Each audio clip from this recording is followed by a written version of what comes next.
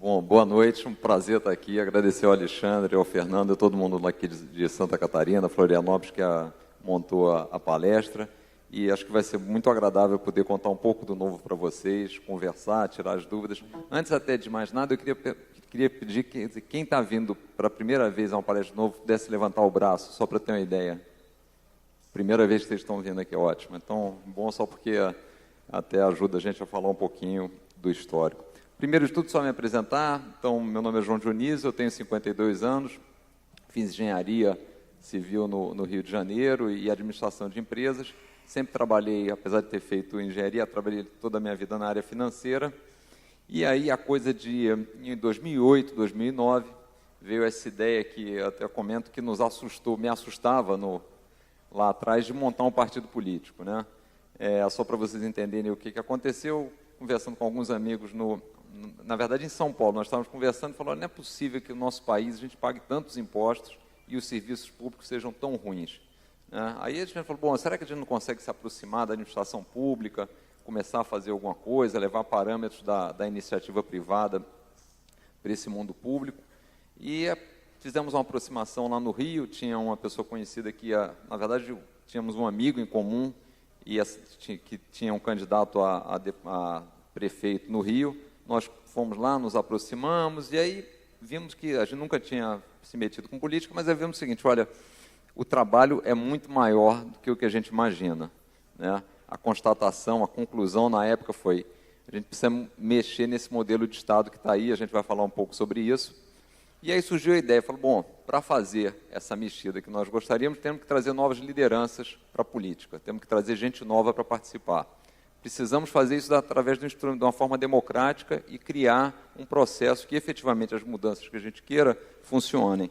Nós vamos ter que fazer essas mudanças trazendo gente nova e criando a ferramenta pela instituição democrática que existe. Então o partido era a solução. Eu falei, bom, vamos então começar ao partido, como eu comentei, assustava um pouco, porque a política é muito mal vista, né? Então, quando você fala que vai se envolver na política, a pessoa já pensa que você está fazendo isso por algum interesse pessoal, buscando algum lucro, algum benefício, né? Tanto é que eu acho estranho que várias vezes você conversa com várias entidades, várias coisas, a primeira coisa que a pessoa fala é que ele é apartidário, como se aquilo significasse honestidade, né? Mas o fato é que a gente resolveu tocar em frente, era um grupo pequeno. E aí, em 2010, no final de 2010, esse grupo convidou alguns amigos, fizemos umas 2, 3 apresentações e falamos, olha, estamos pensando em tocar esse negócio, montar um partido com essas ideias, para trazer gente nova para a política, temos que participar, a política está no nosso dia a dia, está na nossa vida diariamente, então, se a gente não participar, se a gente não fizer nada, essa coisa não vai mudar. E aí, perguntando para as pessoas, se vocês estiverem dispostos a serem nossos sócios nesse projeto, a gente vai em frente, né? E aí, na época, abordamos cerca de 200 pessoas, e aí, em fevereiro de 2011, 2 meses depois, nós fizemos a fundação do partido. O partido, então, contou com 181 fundadores de 35 profissões diferentes, sem nenhum político, né? E aí, desde lá de trás, algumas coisas estavam muito claras para esse grupo e dentro do projeto do Novo, né? Primeiro, a gente dizia o seguinte, o partido tem que ser estruturado, tem que ser baseado em ideias. Nós não queremos fazer o partido baseado numa única pessoa, num expoente, num salvador da pátria.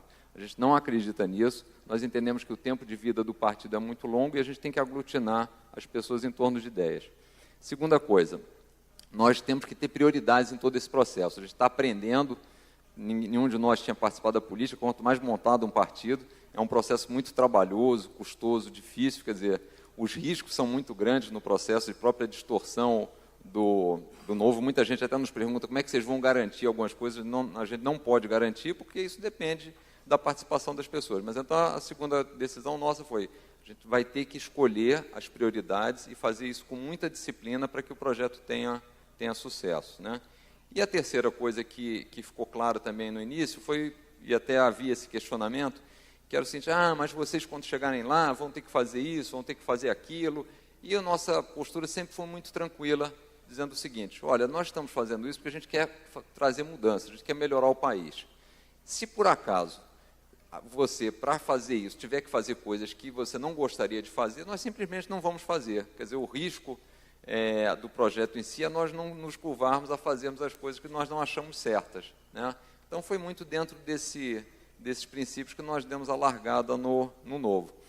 E aí, como tudo na vida, você acha que vai ser sempre mais fácil, né? E o partido político acho que é muito mais difícil do que as coisas que a gente acha que são difíceis. O fato é que, para montar, você precisa coletar aquelas assinaturas, que o pessoal aqui trabalhou muito para isso, e nós achamos que seria uma coisa mais ou menos fácil, né, de coletar Nós sabíamos que era um pouco difícil, mas não imaginávamos que fosse tão difícil, né? E o fato é que nós demoramos aí 3 anos e meio para coletar todas as assinaturas, para validá-las nos cartórios eleitorais, mas essa etapa foi vencida, né?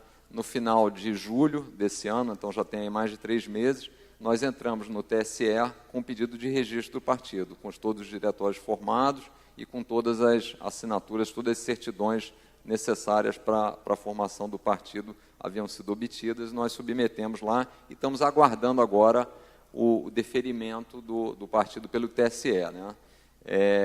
Nós havíamos trabalhado com um prazo mais curto para ter esse registro, provavelmente o processo eleitoral atrapalhou a nossa agenda e tomou mais tempo lá do TSE, mas nós imaginamos que esse processo esteja muito próximo, porque não tem mais nenhuma possibilidade de impugnação de algum terceiro, e todos os trâmites legais, burocráticos, administrativos que precisam ser feitos, nós cumprimos, né? Então, o partido deve estar, nós imaginamos, saindo em breve, né?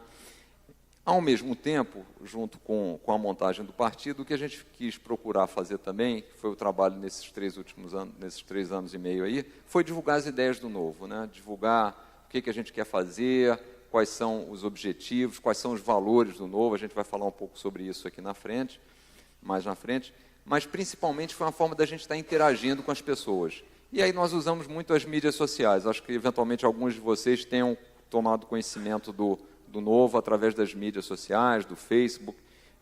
O Novo até recentemente era o partido com o maior número de fãs no Facebook. Está agora atrás só do PT e do PSDB, que cresceram muito durante o processo eleitoral. Mas, de qualquer forma, para nós foi uma ferramenta muito importante, porque foi uma possibilidade de estar conversando com as pessoas, estar expondo as nossas ideias, estar entendendo quais são as demandas. Então, é um veículo que a gente vai continuar a usar. Então, como eu falei, são quase 700 mil.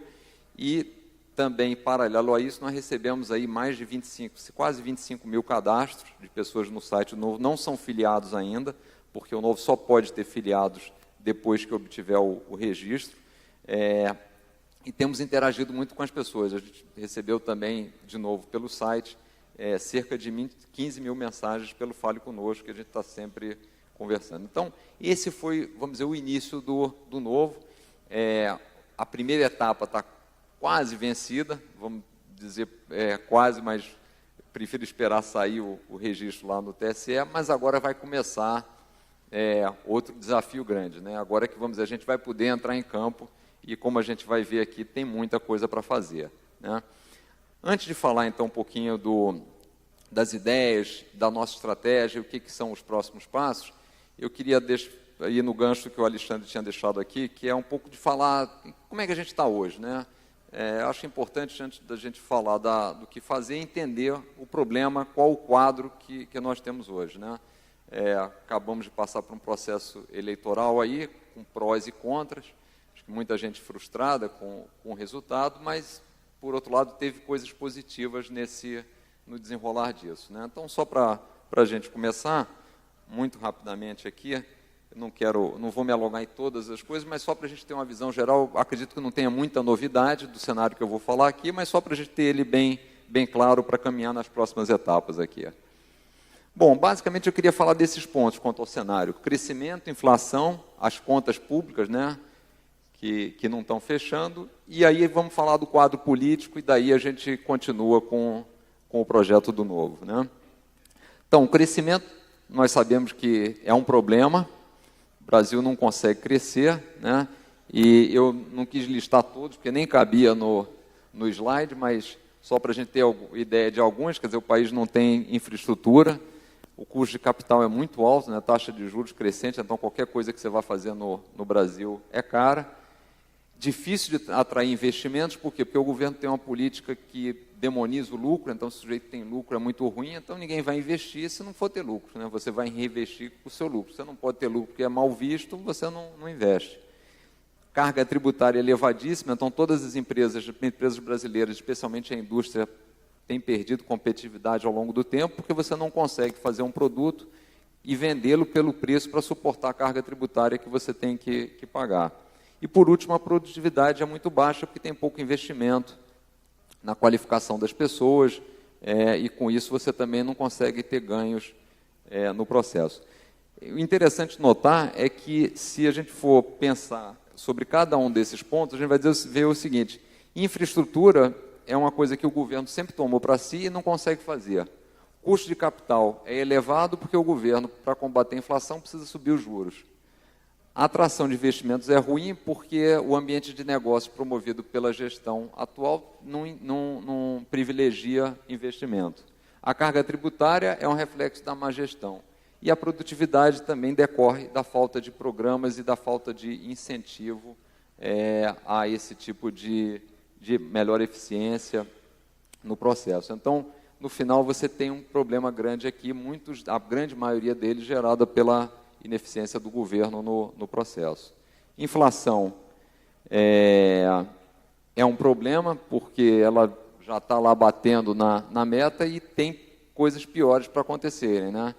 Há uma quantidade grande de preços represados da gasolina, que agora fizeram um pequeno reajuste, mas ainda está atrasado, tarifa de energia, o problema do câmbio, que tem se desvalorizado, isso vai refletir também, e, por último, ainda um problema de falta de energia e água, que vai onerar o preço desses insumos e ainda contribuir para índices piores aí. Bom, aí as contas públicas, eu achei interessante esse é um gráfico feito pelo Credit Suisse, e acho que é interessante mostrar aqui o seguinte: ele fez o seguinte, ele considerou a data de 2011 como um número 100, e traçou um gráfico como é que tem sido a evolução. Em vermelho são os gastos, né? E em azul a receita.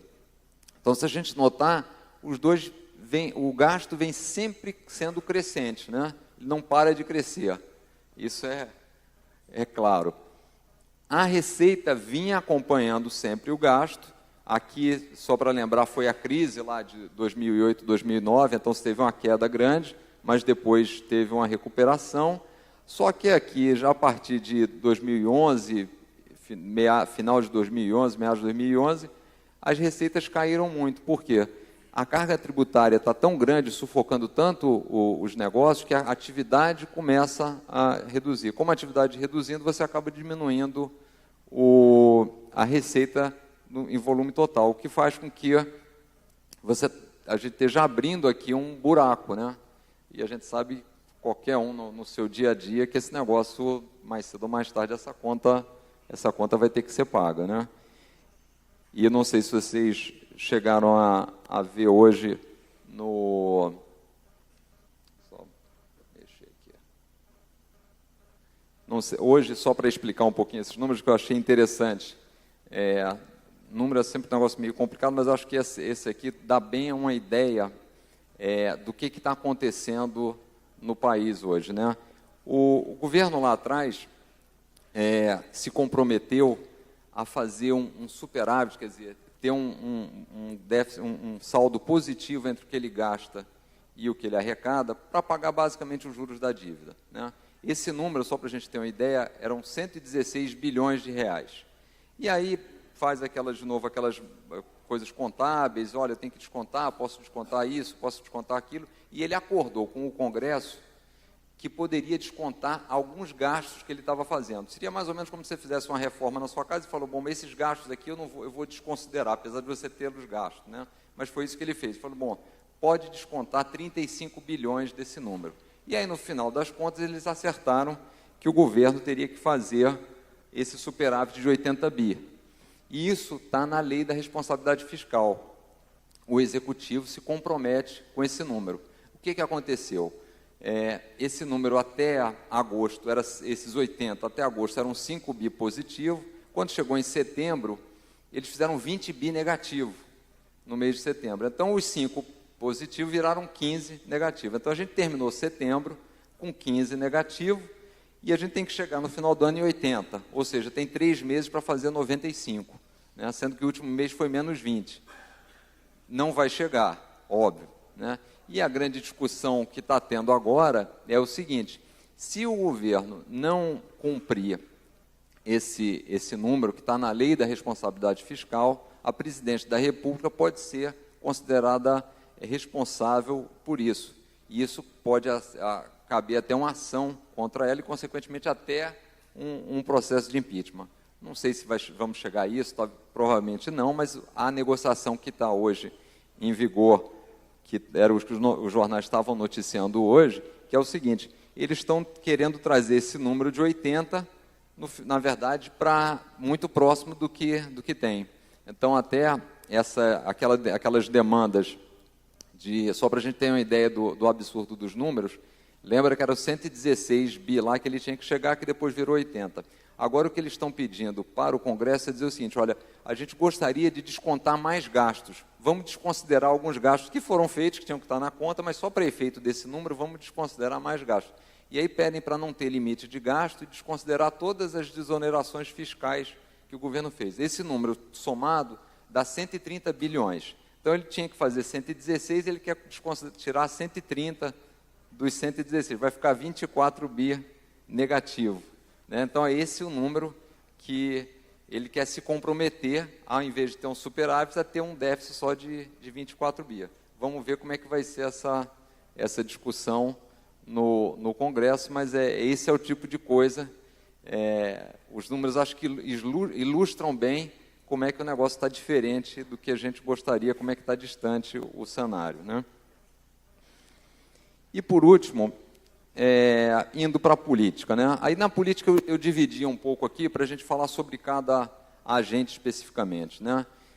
O governo, essa é uma avaliação que nós tínhamos já, uma avaliação já até anterior às eleições, e, infelizmente, dado o cenário, o resultado das eleições, vai ser o mesmo quadro que nós teremos por mais 4 anos, né? Que é basicamente o seguinte: é um governo, como a gente já falou, que despreza as regras econômicas básicas, né? De formação de preço, de uma série de coisas, e por isso a economia fica tão tumultuada, anda tão mal. Aparelha o Estado com interesses partidários, isso ficou muito claro, quer dizer, a determinação de ficar no poder a qualquer custo, o aparelhamento da máquina do Estado fica muito presente. Não reconhece os erros, o que é uma pena, porque se você não reconhece os erros, dificilmente você vai chegar nas soluções, né?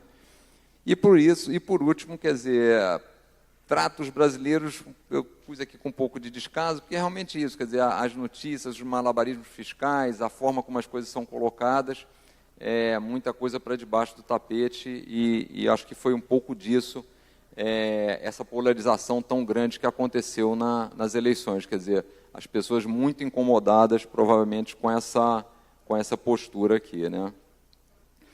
Então, esse é o governo que a gente tem, como eu falei, irá perdurar aí por mais 4 anos. E aí vem um segundo problema, que é o Estado, né?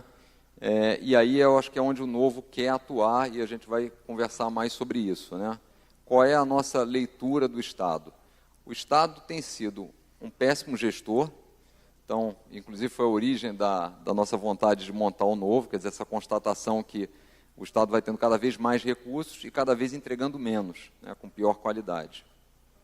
Justamente por ser um péssimo gestor e por ter que gastar, ele acaba também sendo um arrecadador insaciável de impostos, quer dizer, sempre há uma busca, uma procura para arrecadar mais impostos. E não satisfeito em não fazer bem essas duas coisas, ele ainda é intervencionista, então influencia muito, se acha no direito de influenciar na liberdade das pessoas com coisas muito básicas, né? Então, detalhes desde da determinação do carro de bebê que você tem que pôr atrás do seu carro, até a proibição da propaganda de venda de brinquedos, de armas de brinquedo, quer dizer, coisas que deveriam ser da autonomia de cada um, e é uma postura também muito paternalista que vai nessa mesma direção, né?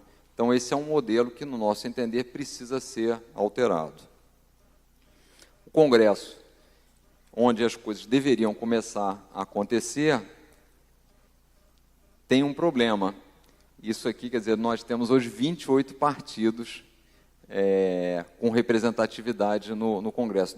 Temos 32 existentes, né? O Novo está pleiteando aí seu 33º, e aí isso chama muita atenção, quer dizer, não é normal ter tanto partido, né? Por que tem tanto partido? Acho que essa é uma pergunta que eu acho que é interessante a gente fazer, e infelizmente o que a gente tem visto de medidas do próprio Congresso ou do governo para mudar esse quadro, é novamente aquela sensação que você tem um problema, em vez de você buscar qual que é a origem do problema e entender qual que é a realidade para aquela situação tenha chegado daquela forma, você busca uma lei, né? Então, no Congresso hoje tem 28 partidos, basicamente, no meu entender, porque você não tem nenhum deles que tenha, ou a maioria, não diria nenhum, mas a grande maioria, não tem uma ideologia muito clara. Não tendo ideologia muito clara, é natural que você tenha várias opções, e o que acontece normalmente no processo eleitoral, pelo menos comigo, eu imagino com a grande maioria de vocês, é o seguinte: você acaba indo votar num candidato, você não está muito preocupado de que partido ele é. Óbvio que você pode ter restrição a alguns partidos, mas você está sempre pensando na pessoa que você está votando, né? E não no partido, porque dificilmente aquele partido está significando uma ideologia, um propósito, alguns valores muito claros. Então, acaba acontecendo que você tem uma dispersão muito grande, porque as pessoas não estão votando nos partidos. Quer dizer, quase que no limite, a gente qualquer dia desse vai chegar a 513 partidos, porque o que vale são os candidatos e não necessariamente os partidos. Entendido isso, o que o governo faz? Não, vamos estabelecer uma cláusula de barreira, que não muda nada a legitimidade dos partidos, porque a legitimidade vai ser dada pelas ideias que eles apresentam, pelos seus eleitores, e a cláusula de barreira, no fundo, só vai concentrar poder. A gente vai continuar com o mesmo problema de legitimidade, mas você vai concentrar poder num grupo menor de partidos. Mas essa é a realidade que, de novo, vai ser o que vai existir aí pelos próximos 4 anos, né? E aí, eu acho que é uma das grandes perguntas que existem hoje como é que vai ser a oposição ao governo atual, né? Acho que ficou claro, especialmente no final do processo eleitoral, que na campanha presidencial a oposição ficou mais clara, principalmente nos debates, né? Teve um tom mais forte, mas sempre houve, ao longo do tempo, um questionamento. Bom, mas o PSDB é mesmo um partido de oposição? Por que essa oposição não aparece, não está tão... não se expressa tanto, não está tão presente no dia a dia dos debates, né? E aí, a sensação que nós temos, a leitura nossa, é que, eu até coloquei essas duas palavras, quer dizer, concorrente e oposição. Nosso entendimento é que, na verdade, você tem hoje muito mais partidos concorrentes do que partidos opositores.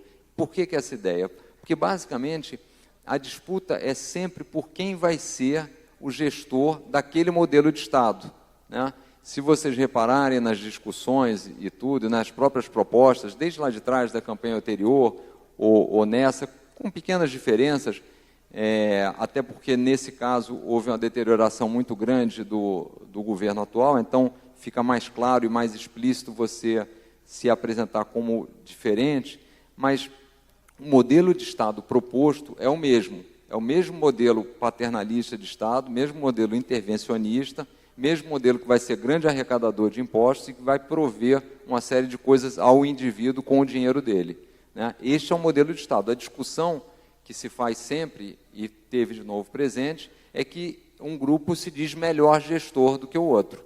Um grupo se diz mais sério, mais transparente, mas a proposta é sempre fazer a gestão por aquele modelo, né? E por isso talvez a oposição não fique tão clara, e a oposição acaba sendo um jogo de discussão quanto às características e às habilidades das pessoas, e muito menos com relação às ideias, né? Porque se de fato, olha, nós vamos ver quem pilota melhor esse carro, quem dirige melhor, você vai para as habilidades manuais, as habilidades individuais de cada um, né? Quem é o melhor gestor, e a discussão fica muito centrada nesse processo, e é o que a gente tem visto nas campanhas normalmente. Então, no nosso entender, vai continuar a existir uma oposição, mas muito mais com essa cara de que eu vou fazer melhor gestão, você fica aí precisando apostar no insucesso da outra, ou de algum fato específico, para você poder se diferenciar, porque as ideias, no fundo, elas são parecidas, né? Acho que no cenário atual, o que a gente está tendo, só para falar de oposição, claramente, quer dizer, os partidos que vão fazer alguma frente ao PT que está na situação é o PMDB e o PSDB, e aí difícil a gente saber, quer dizer, o PSDB claramente com um questionamento quanto à gestão, e o PMDB faz uma oposição que a gente não, é difícil você ter certeza absoluta se aquela oposição é em cima de valores do PMDB, coisas que ele acredita, ou aquilo, na verdade, é uma oposição feita porque você pressupõe algum tipo de negociação, né? O jeitão parece que é mais o útil, mas, de qualquer forma, tem sido útil para barrar algumas iniciativas ruins do governo. Então, no curto prazo, tem funcionado, mas não dá para ter garantia de que daí vai vir grandes mudanças na estrutura, na forma do governo, né? Agora, entrando para as coisas positivas, né? Para a gente não ficar só no lado bom, até porque o país vai continuar a existir, tem muita coisa para fazer e eu acho que tem coisas boas aí. Acho que a principal coisa boa da eleição foi o engajamento das pessoas, né? Foi a participação popular. Acho que isso ficou claro. Nós sentimos isso nas próprias mídias sociais, no número de cadastrados, nos acessos ao site do Novo. Imediatamente após a eleição, obviamente esse número depois reduz um pouco, mas multiplicou por 10 o número de pessoas que acessam ao site do Novo, o número de pessoas que se cadastram, o número de mensagens recebidas pelo Fale Conosco, o número de seguidores no Facebook. Quer dizer, as pessoas saíram dessa eleição com vontade de fazer alguma coisa, né? Então, houve realmente um grande engajamento da população nesse processo, e me parece que o importante é a gente não perder isso, né? Como canalizar isso para coisas efetivamente produtivas, né? Nós já tínhamos tido uma experiência ano passado, que foi a questão das manifestações, que as pessoas foram para a rua, mas, infelizmente, essa sempre foi a nossa tese, inclusive quando a montagem do Novo, é o seguinte: se você não tiver uma ferramenta para participar do processo, aquele movimento ele vai muito bem, mas depois ele não se transforma em nada, porque ele se transforma quase que só num processo, mas você não consegue implementar mudanças que possam ser duradouras, né? Então, essa foi assim, foi muito do motivo pelo qual nós partimos para montar o partido. Você precisa ter uma ferramenta para implementar as mudanças. Então, essa energia toda que se criou de insatisfação com o processo eleitoral, a gente precisa canalizar isso para coisas produtivas. Acho que vamos ter a oportunidade de conversar um pouquinho sobre isso, né? Aqui, só para falar um pouquinho terminando sobre o processo eleitoral, acho que ficou claro, e muita gente tentou até fazer algumas divisões, norte e sul, nordeste e sul, que acho que são ruins, agregam muito pouco, mas eu acho que uma divisão que dá para a gente entender é que tem pessoas que votaram única e exclusivamente pensando no curto prazo. As coisas estão funcionando bem para mim, eu estou recebendo isso, está bom, e a vida está um pouco melhor, e outras que pensaram no longo prazo. Acho que ficou bem dividido isso. Algumas pessoas disseram, olha, pode até não estar tão ruim, mas olhando a forma como as coisas estão acontecendo, esse cenário tende a se deteriorar, né? Acho que essa que é a visão distinta. E só a questão dos ausentes, ainda foi muita gente. Se eu não me engano, foram 26% das pessoas não compareceram ou votaram nulo. É um universo de 37 milhões de pessoas, quer dizer, muita gente. Se a gente pudesse ter engajado um pouco mais de pessoas no processo, o resultado provavelmente teria sido diferente, né? Então, ainda tem um trabalho muito grande, que é fazer as pessoas efetivamente se envolverem na política. E como a gente já viu, infelizmente, a política no Brasil está influenciando muito no nosso dia a dia, muito na nossa vida. Não era para isso acontecer tanto, mas hoje isso é uma realidade pelo próprio tamanho do Estado. Então não sobra muita outra coisa do que senão a gente arregaçar a manga e dizer, olha, vou participar nisso, porque senão isso vai influenciar no meu dia a dia, né?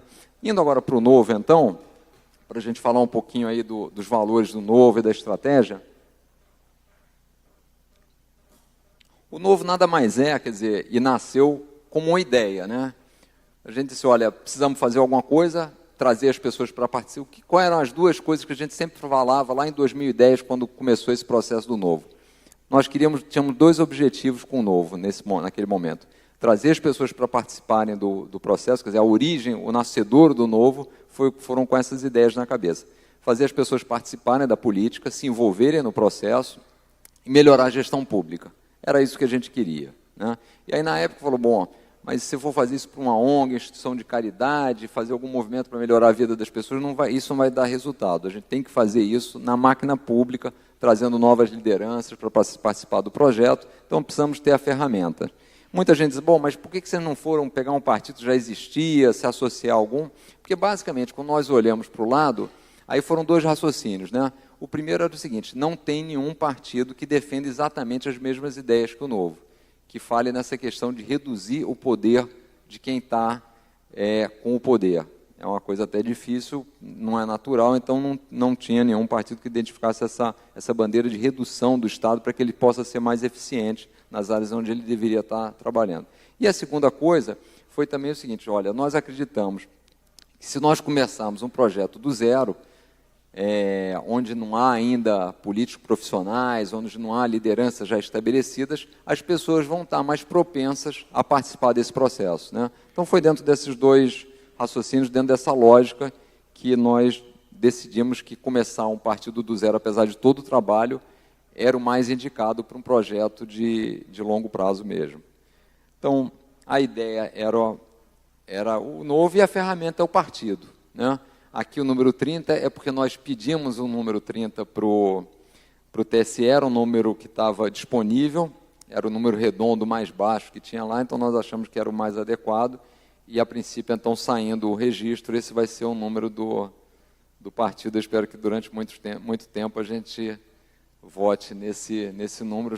Outro dia recebemos até um fale conosco de um apoiador nosso que disse o seguinte, olha, eu estou tão irritado, tão mal-humorado e estou torcendo tanto para o Novo chegar que eu não me contive. Eu fui para a urna e digitei 30, mesmo sabendo que eu ia anular o meu voto, mas eu queria digitar 30. Então, espero que os próximos 30 sejam válidos, não sejam mais nulos, né? Bom, e o que é o objetivo do Novo, né? O que é assim, o que a gente gostaria de fazer, né? E aí a gente sempre que fala isso diz o seguinte, ó, a gente tem que ser ambicioso, a gente tem que pôr uma meta que ao chegar lá a gente esteja satisfeito, né? Sempre que você põe a meta é um negócio difícil, que você vai se esforçar, então a recompensa tem que ser boa para compensar todo o esforço, todo o trabalho que você está fazendo. E aí a meta que a gente pôs para o Novo foi transformar o Brasil em um país admirado, né? Acho que hoje há uma grande parte das pessoas preocupadas em que o Brasil não vire uma Venezuela ou vire uma Argentina, né? E é muito triste a gente ter esse tipo de meta, né? Não virar, não entrar em campo para perder de pouco, né? Então, que é o que acontece hoje. Na verdade, a gente tem que mudar isso. A gente quer entrar e ganhar de goleada. Acho que esse que é a abordagem, acho que desde o início do projeto, todo mundo que está envolvido, e a gente conta com todos vocês nessa mesma percepção, a gente tem que ser ambicioso e ter vontade de realmente fazer a diferença. Então, a meta que a gente está colocando para o Novo é exatamente essa, transformar o Brasil em um país admirado, né? Como fazer isso, né? Qual que é a proposta, então? E aí a gente volta na origem do Novo, né? Basicamente, melhorar a gestão pública nas áreas essenciais, né? O Estado deveria atuar bem nas coisas básicas, né? Prover saúde, educação e segurança, quer dizer, isso era o mínimo que nós esperaríamos que o Estado fizesse, e principalmente, para fazer isso, seria bom que ele não fizesse mais nenhuma outra coisa, né? Porque a gente já sabe que é ineficiente, então qualquer um de nós, quer dizer, se você tem uma habilidade, você vai fazer aquilo que você faz bem. Se você começar a se meter em tudo, você não vai fazer nada direito, né? Então, a proposta do Novo é melhorar a gestão pública. E como é que a gente faz isso? Devolvendo poder e autonomia ao cidadão, né, e reduzindo as áreas de atuação do Estado. Qual é o entendimento aqui? O entendimento é, o indivíduo é o melhor gestor da vida dele. Ele que sabe o que deve fazer com o recurso dele, ele que sabe quais são as prioridades dele. Para mim fica claro o caso da corrupção, né? Se qualquer um de nós pega um recurso o seu e sai para comprar algum serviço, sai para adquirir algum produto, você nunca vai ter corrupção, porque ninguém vai corromper você com o seu dinheiro. Agora, na medida que você dá o dinheiro para alguém você já começou a ter um pequeno risco de corrupção. Se for uma pessoa conhecida e você diz que você quer que ele compre, o risco não é tão grande, pequeno. Se for alguém que você já não conhece muito, já começa a ser maior. Imagina quando você dá o dinheiro para pessoas que você não conhece e você não diz nem o que você quer que elas façam. Esse é o cenário que a gente tem no governo. Não é à toa, obviamente, que o nível de corrupção na máquina pública acaba sendo elevado e ele vai ser sempre proporcional à quantidade de recursos que tem lá. Quer dizer, quanto mais recursos, mais elevado é o nível de corrupção. E a outra coisa que também, só para dar como exemplo, que é aquela questão, de novo, de se buscar o entendimento certo para se combater o problema, que é a questão do custo das campanhas políticas, né? Então, muita gente diz o seguinte, a gente tem que limitar o custo da campanha política, porque ela está muito elevada, temos que instituir financiamento público de campanha, porque ela está muito onerosa. Mas por que a campanha política é tão cara? Porque, ao ser eleito, você consegue ter acesso a uma quantidade muito grande de recursos, né? Se você, ao ser eleito, tivesse acesso a uma quantidade menor de recursos, obviamente, o nível de gastos para chegar naquele lugar seria menor, né? Então, é dentro dessa lógica. E até só fazendo uma ressalva, para deixar isso claro, quer dizer, não quer dizer que todo mundo que está se candidatando tem a intenção de, ao chegar lá, fazer coisas que não deveria fazer. Mas o fato de você ter pelo menos um que pense assim, faz com que ele esteja disposto a gastar muito. E então, se você quer competir com aquele, mesmo que por boas intenções, você é obrigado a gastar aquele mesmo volume de recursos para ter alguma chance, ou pelo menos um volume parecido, né? Então, a proposta do novo é essa, quer dizer, reduzir o poder e a autonomia do cidadão e as áreas de atuação do Estado. É nessa linha, por exemplo, que nós somos favoráveis à desestatização de todas as empresas. Quer dizer, o Estado não é e não deveria ser gestor de empresas. Isso é uma iniciativa, isso é uma tarefa para a iniciativa privada e não para o Estado, né?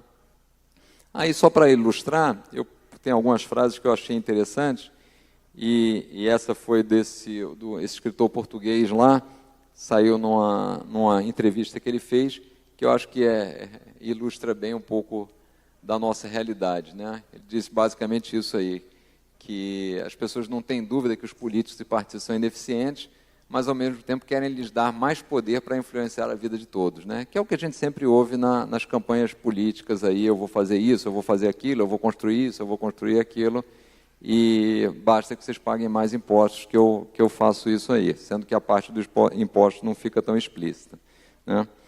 Bom,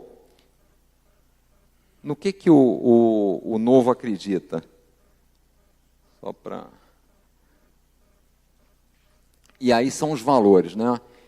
Esse eu queria passar e até dar alguns exemplos, e depois no perguntas e respostas, se eu tiver alguma dúvida, a gente pode voltar a eles, porque eu considero eles muito importantes, porque basicamente são esses valores, esses princípios que vão nortear as decisões e os posicionamentos que o partido vai vir a tomar. Quer dizer, eles vamos dizer assim, vão ser a base das propostas que o Novo vai vir a fazer. Quer dizer, é na crença e no entendimento desses princípios que nós vamos atuar, né?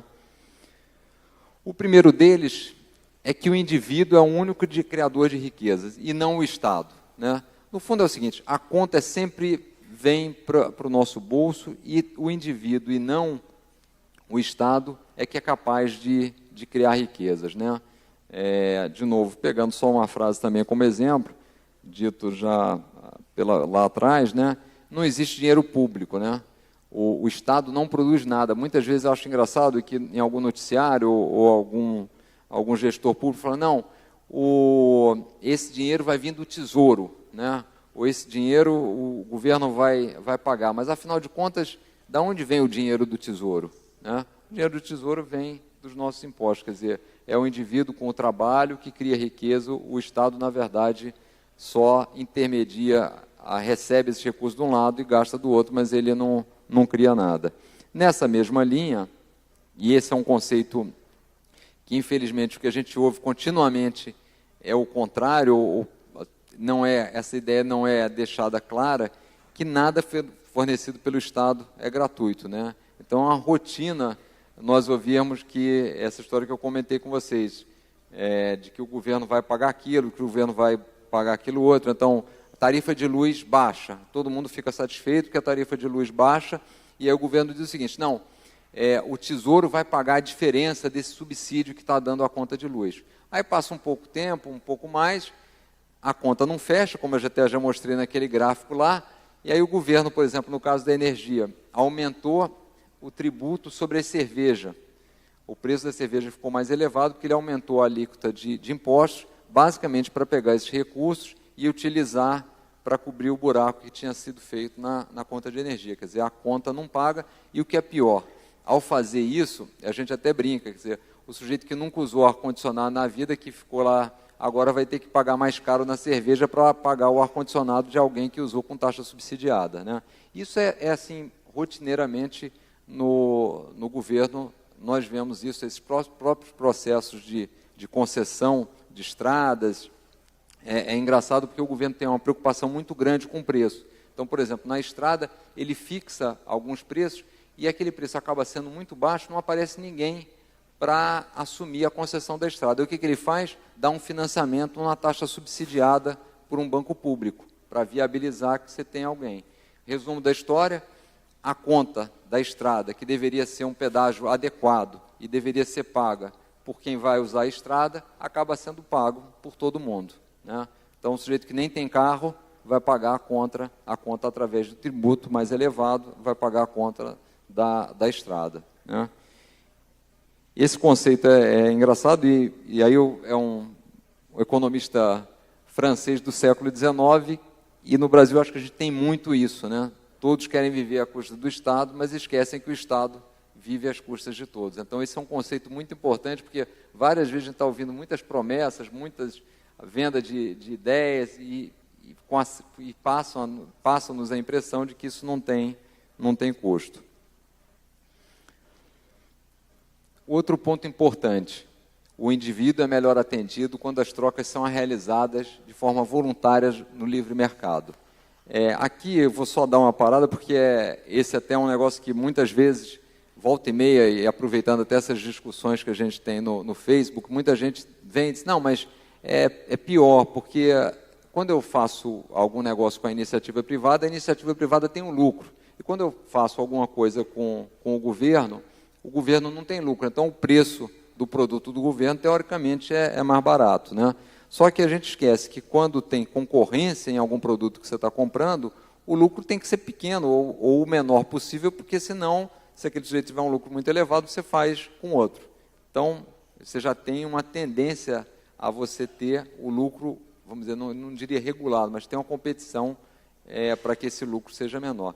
E no governo, a ineficiência é tão grande, como a gente já viu, que o custo da ineficiência normalmente é mais alto do que o lucro da iniciativa privada. Então, normalmente, as trocas entre as pessoas num livre mercado e não com o governo, elas são mais efetivas. Até ontem, a gente estava fazendo uma conversa aí numa entrevista e a pessoa pediu para dar um exemplo. E aí eu dei um exemplo que eu queria repetir para vocês, que eu acho que reflete bem isso. Eu acho que um bom exemplo disso aqui é o Bolsa Família, né? Aí vocês vão achar, mas por que o Bolsa Família? Basicamente pelo seguinte: o governo faz uma série de programas. Você tem o serviço de saúde, você tem o serviço de educação. O que o governo faz? Constrói escola, constrói hospital, contrata o professor, contrata o médico, compra os equipamentos e faz a gestão de todo esse negócio, né? O que aconteceu no Bolsa Família? Que foi um programa basicamente feito para tentar combater a miséria ou melhorar um pouco a vida das pessoas numa faixa muito baixa de pobreza. Ele basicamente diz o seguinte: ele deu o dinheiro. Ele não foi construir, por exemplo, supermercado e permitir que as pessoas fossem naquele supermercado público comprar produtos. Imagina se o governo tivesse sido construído esses supermercados. Como é que seria a qualidade do supermercado? Quanto teriam custado os supermercados? Como é que seria a qualidade dos produtos? Ele deu dinheiro para as pessoas. E aí a gente vê, as pessoas reclamam dos programas de saúde, as pessoas reclamam dos programas de educação. Agora, e os usuários que têm o dinheiro do Bolsa Família?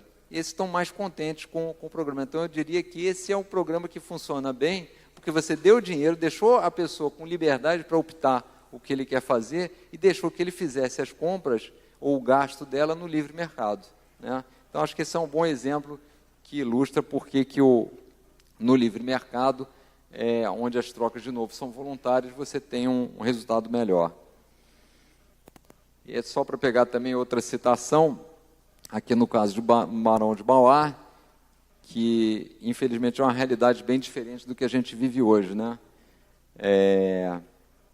Acho que hoje a gente está muito perto do contrário, né? Tem um governo que atrapalha quem produz, quem investe, quem poupa, quem trabalha e quem consome. E o que a gente gostaria era de ter o outro lado. Fechando aí os últimos dois valores do novo, essa questão da liberdade é fundamental para o bem-estar e o desenvolvimento do indivíduo, né? E acho que isso vai muito contra essa ideia de um Estado intervencionista e paternalista, quer dizer, há uma sensação de que as pessoas, olha, você não tem condição de fazer isso, é melhor que o governo faça por você, né? Um exemplo aqui, por exemplo, eu acho que é o fundo de garantia, né? O fundo de garantia, o que é?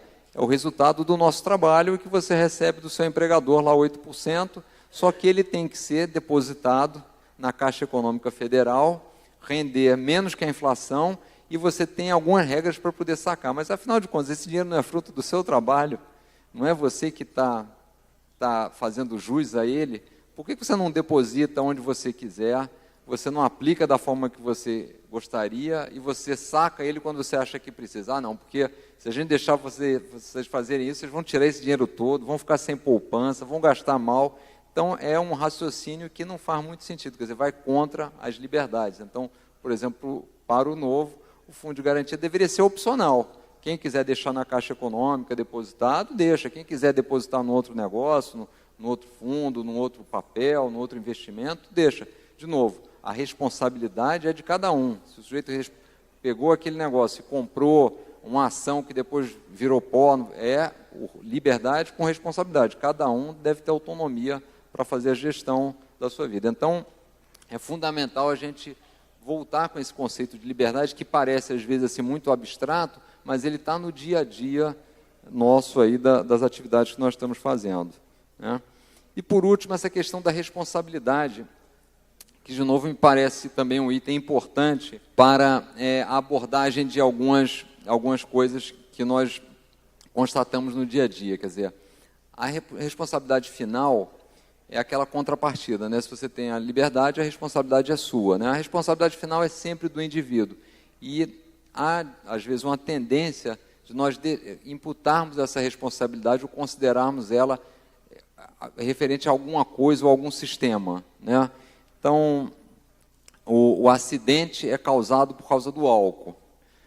O assassinato é causado por causa da arma, né? Então, a gente proíbe a arma, porque a corrupção existe por causa do sistema eleitoral. Então, vamos mudar o sistema eleitoral. Quando, na verdade, não é o sistema eleitoral, não é a arma, não é o álcool, são as pessoas. É o sujeito que bebe, é o outro que atira e é o outro que corrompe, né? E, ao não identificar claramente qual é a origem do problema, a gente corre o risco de vir com soluções inadequadas, né? Acho que esse que é o principal alerta, né? Bom, dito tudo isso, eu resumiria aqui qual é que é a sociedade que nós gostaríamos de ter, qual é a sociedade que a gente quer trabalhar, né? O que ela deve valorizar, o que é importante nesse processo. E aí eu escolhi 3 tópicos que me parecem que são, assim, não sei se são exatamente os mais importantes, mas certamente estão entre os principais, né? Primeiro, essa questão da busca da liberdade e não da igualdade, né? Isso é um discurso que a gente sempre ouve.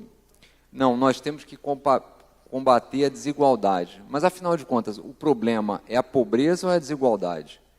A gente deveria combater a pobreza e não a desigualdade. As pessoas são diferentes, as pessoas têm ambições diferentes, têm aptidões diferentes, inclusive é o fato delas terem aptidões diferentes que faz com que a gente possa ter boas negociações entre as pessoas, né?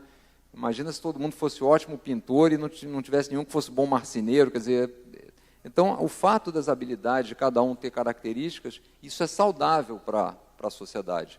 O problema que a gente quer combater é a pobreza, mas não a desigualdade, né? E ao querer tornar todos iguais, pessoas diferentes, você acaba restringindo a liberdade, né? Então, a proposta, o que a gente fala é o seguinte: nós temos que buscar uma sociedade que tenha como objetivo a liberdade, né? É através da liberdade que as pessoas vão poder negociar entre si, entre elas, vão poder crescer, vão poder ter seus recursos e fazer isso da forma mais tranquila possível, sem criar tantos conflitos, né? Então, isso é um valor que nós julgamos muito importante. A segunda é a questão de como é que o que você dá valor numa sociedade, como é que você torna uma sociedade próspera, né? E aí também é uma coisa que às vezes nos incomoda, quando o foco principal, o incentivo é a vitimização e não ao sucesso, né? Então, se a pessoa tem sucesso em algum empreendimento, em alguma coisa que ela fez, ela não é bem vista. É bem vista a pessoa que está numa situação de vítima, de coitadinho.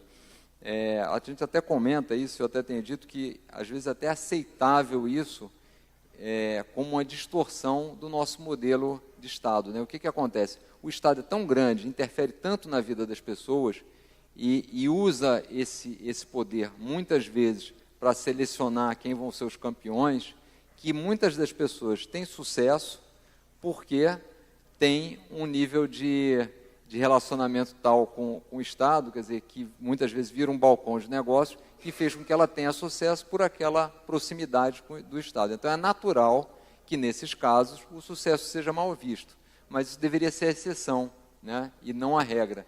Então, a gente não deveria repudiar o sucesso por conta dessa situação. Então, é muito importante para a gente, se nós queremos ter uma sociedade próspera, que evolua e tudo, que ela, na verdade, incentive o sucesso. E, por último, essa diferenciação entre direitos e privilégios, né? As pessoas devem ser tratadas da mesma forma, elas são diferentes, mas o tratamento do Estado a elas deve ser o mesmo, né? Não interessa se a pessoa, por uma questão de sexo, por uma questão de preferência sexual, por uma questão de cor, de raça, tenha que ter um tratamento diferente. Ele é um indivíduo como outro qualquer, né, do ponto de vista do Estado.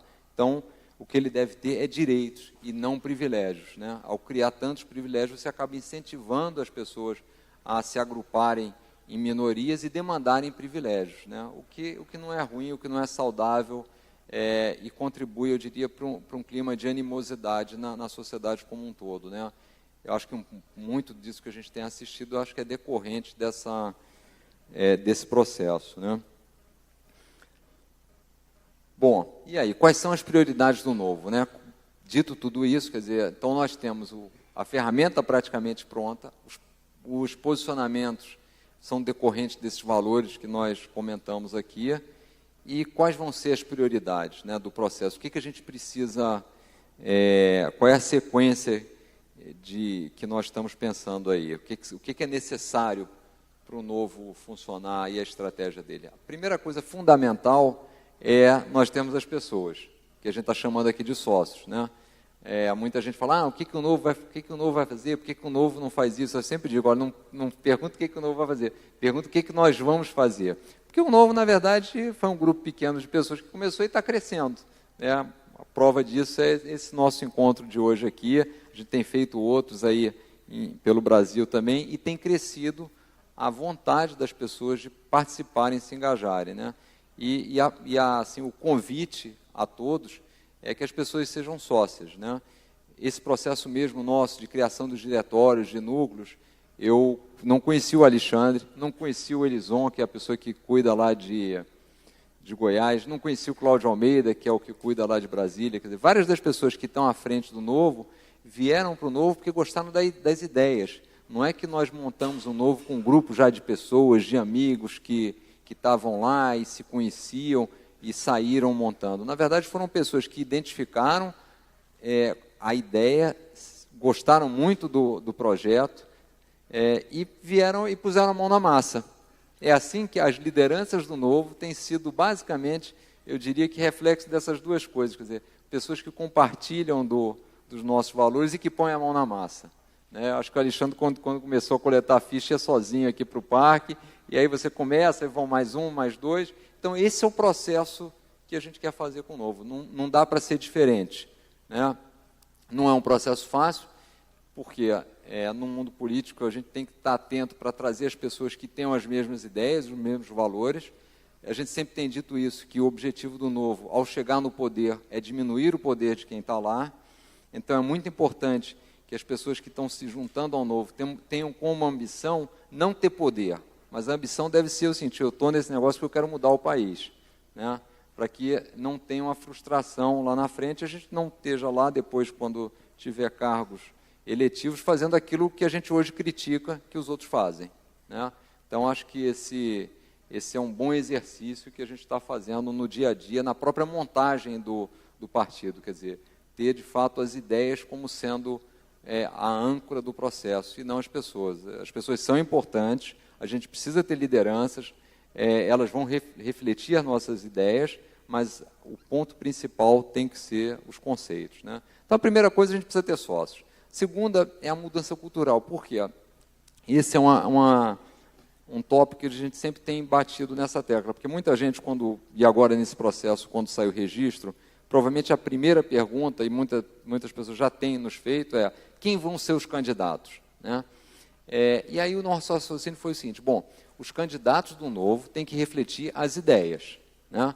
Então, antes de vender os candidatos, nós temos que vender as nossas ideias, nós temos que ter os eleitores que gostam dessas ideias, porque se nós não fizermos isso, que é um processo diferente do que fazem os outros partidos, qual é o processo alternativo a esse? O processo alternativo é buscar pessoas conhecidas, né? Então, você vai atrás de pessoas conhecidas, sem muita importância do que elas pensam, o que elas fizeram, mas basta que elas sejam pessoas reconhecidas, normalmente por qualquer outra habilidade que não a gestão pública, né? Então, o sujeito apareceu lá no BBB, foi muito bem lá, ou é um bom cantor de pagode, e aí esse sujeito jogou bem o futebol, esse sujeito é o nosso candidato. Ou era um palhaço. Então, e aí nós não podemos e não queremos entrar nesse roteiro, né? O que a gente sempre fala é o seguinte: o que tem que ser popular, no caso do Novo, são as ideias. Então, o que a gente tem que fazer, que é esse exercício que a gente está fazendo hoje aqui, é o seguinte: os valores do Novo são esses, e a gente entende que esses são importantes por causa disso, disso, disso. As ideias e os valores é que a gente tem que divulgar. Na medida em que a gente tem aceitação para essas ideias e pelos valores, o candidato vai ser uma coisa automática, porque as pessoas vão estar votando naquelas ideias e na pessoa que está representando aquelas ideias, né? É esse o caminho que nós gostaríamos e pretendemos seguir. Pode demorar um pouco mais, um pouco menos, difícil saber.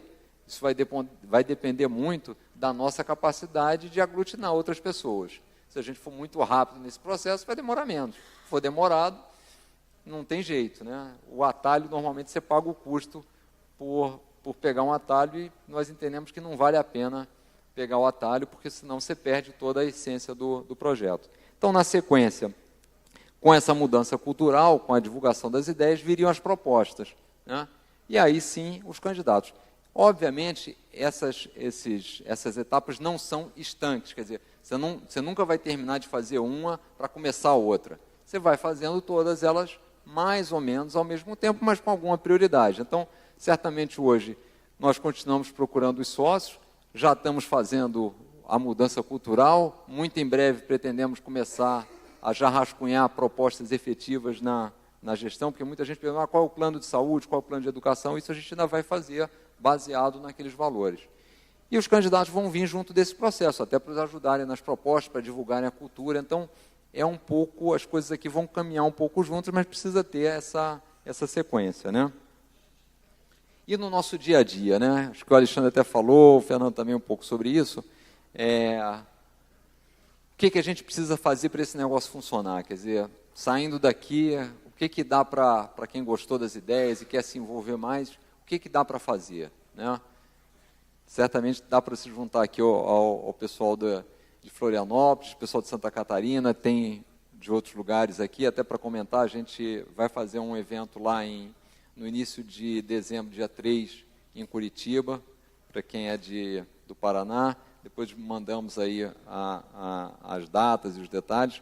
Mas a primeira coisa, o que a gente precisa fazer? Nós precisamos trazer as pessoas do nosso relacionamento, do dia a dia, que a gente lida, a participarem da política. a alertá-las, olha, a política está no seu dia a dia, muito das coisas que você está fazendo aqui, boa parte da definição da sua vida aqui está sendo dada por alguma lei que está sendo feita, por alguma decisão política que está sendo tomada. Então, nós precisamos influenciar nesse processo e não vamos deixar para influenciar nesse processo só a cada 4 anos. Né? Isso não funciona, nós ficamos muito dependentes da sorte, eventualmente. Né? E ao não participar também de forma contínua, só em eventos específicos, nós já sabemos que as opções são reduzidas. Né? Quantas vezes nós já não fomos para a urna para votar no menos pior, para fazer um voto, vamos dizer, de veto e não de escolha. Né? Você, às vezes, vota para vetar alguém e não para escolher alguém. Né? Então, a gente tem que participar do processo para mudar essa dinâmica. A pessoa tendo disposição de começar a pensar em política, entendendo que aquilo ali faz parte do dia a dia dela, vamos divulgar o novo. Né? Vamos explicar o que é o novo, por que um partido político, por que é importante ter uma ferramenta, por que tem 30 partidos, mas a gente está montando mais um, por que sem um partido político as coisas não funcionam, porque é assim que funciona a democracia, a gente tem que trazer novas pessoas, então precisa do veículo, né? Precisa da instituição. Quais são as ideias do novo? Por que são essas ideias? Por que nós entendemos que o indivíduo é o melhor gestor da vida dele e, consequentemente, indivíduo e Estado é um jogo de soma zero?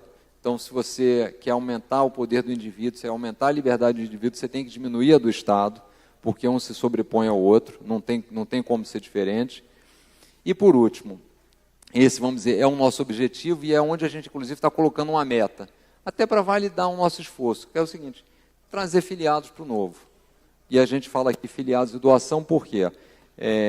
Uma das nossas teses é que não deveria existir nem fundo partidário, nem tempo de televisão gratuito, né? Porque nós não julgamos que seja adequado você utilizar recursos de todos, impostos, para pagar campanhas políticas ou para ajudar partidos políticos a exporem as suas ideias. Especialmente quando você nem sabe quais são as ideias que vão ser expostas, eventualmente você não tem nenhuma afinidade com aqueles partidos que estão usando essa verba. Então, o Novo é totalmente contra a utilização a existência do fundo partidário e do tempo de televisão. Né? Agora, obviamente, o partido tem que ficar de pé. Você tem que fazer a apresentação, você tem que ter o advogado, você tem que fazer a contabilidade, tem uma série de custos, e isso você precisa pôr o partido para rodar e precisa ter esse recurso. Inicialmente, até para deixar isso bem claro para vocês, quando nós fizemos aquelas primeiras reuniões lá em 2010, nós pegamos um pequeno grupo de fundadores do Novo e esse pequeno grupo se comprometeu a bancar todos os gastos até o registro do Novo, que era basicamente os custos a parte inicial toda de registro e principalmente, que foi onde foram os maiores gastos de coleta de fichas. Nós fizemos várias equipes para ir para a rua, para explicar o que era o Novo, para coletar fichas. Então, esse pequeno grupo lá de fundadores disse, olha, a gente vai colocar os recursos para trazer um Novo até virar partido. E, a partir daí, nós temos que ter outras pessoas. Primeiro, porque não faria sentido um único grupo suportar tudo. E, segundo, e acho que isso é muito importante, que é a validação da ideia. Nós queremos sócios, então a gente quer que as pessoas contribuam com esse processo. Como nós estamos, e essa é a proposta do Novo, defendendo o direito do indivíduo, nós julgamos adequado que seja o indivíduo que ajude a financiar o partido. Né? Então, essa etapa do registro está acabando e a gente vai entrar numa nova etapa e, para isso, a gente vai contar com os filiados. Só para vocês saberem, quer dizer, o Novo tem um estatuto com alguns diferenciais e algum deles é essa contribuição sindical. Quando a gente foi montar o estatuto do Novo, nós lemos assim, o estatuto dos principais partidos e aí fizemos algumas críticas para montar o nosso e alguns itens realmente chamaram a atenção. Um deles é essa questão da contribuição partidária. Né? A grande maioria, eu diria quase a totalidade deles, inclusive o partido da oposição e o partido da situação, a contribuição do filiado é proporcional quando a pessoa tem um cargo público, ele contribui com um percentual do salário dele como filiação partidária. O que nos chamou muita atenção, porque você cria um conflito de interesse na largada. Né? Se eu sou um partido político e eu vou receber um pedaço do salário de alguém, eu gostaria que ela tivesse, primeiro, que ela tivesse um cargo público, porque ele tendo um cargo público, eu vou ter aquele percentual. E segundo, eu gostaria que aquele salário fosse o mais alto possível, porque se eu vou receber um percentual, quanto mais ele estiver ganhando, mais eu recebo. O que é um negócio que não faz muito sentido. Então, já na largada, você cria um antagonismo aí de interesses entre o interesse do cidadão, que é ter o menor custo possível na gestão pública, e o interesse do partido. Então, não faz muito sentido isso, mas, infelizmente, essa é a realidade. No caso do Novo, só para vocês saberem, a gente fixou uma verba, cerca de R$300 por ano, para o filiado, cerca de R$25 por mês, então, é o que o filiado do Novo vai poder contribuir. Obviamente, se quiser contribuir com mais, é muito bem-vindo, mas esse foi a ideia, sem nenhuma correlação com o carro que ele tem ou que ele venha a ter, né? E, de novo, é muito essa ideia de ter a pessoa como sócia do projeto, né? Falando um pouco, para terminar, da parte de núcleos e como é que a gente está fazendo a expansão do Novo, né?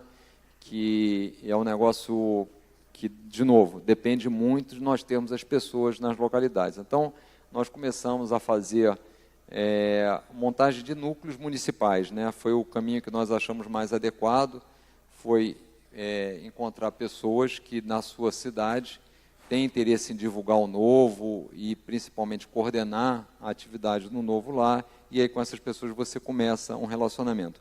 Agora, isso não quer dizer que nós precisamos ter isso formalmente, quer dizer, qualquer pessoa, e isso é o que a gente tem pedido, que gostou das ideias, que, olha, eu quero estar mais presente nesse processo, convida os seus amigos, convida os familiares, o pessoal que joga futebol, que faz alguma atividade e apresenta as ideias. Quer dizer, no site do Novo está disponível material de apresentação, a gente vai estar mudando o site tão logo sai o registro, para poder colocar a questão da filiação, as pessoas vão poder fazer a filiação ao Novo totalmente online, então você entra no site, preenche seus dados lá e faz a filiação, e no site também vai ter material para que as pessoas possam, um manual, uma apresentação, que a pessoa possa utilizar isso para divulgar as ideias, né? É isso que a gente quer, e à medida que a pessoa sinta vontade tenha mais tempo disponível, queira estar mais presente no processo, a gente aí vai montando esses núcleos, ela vai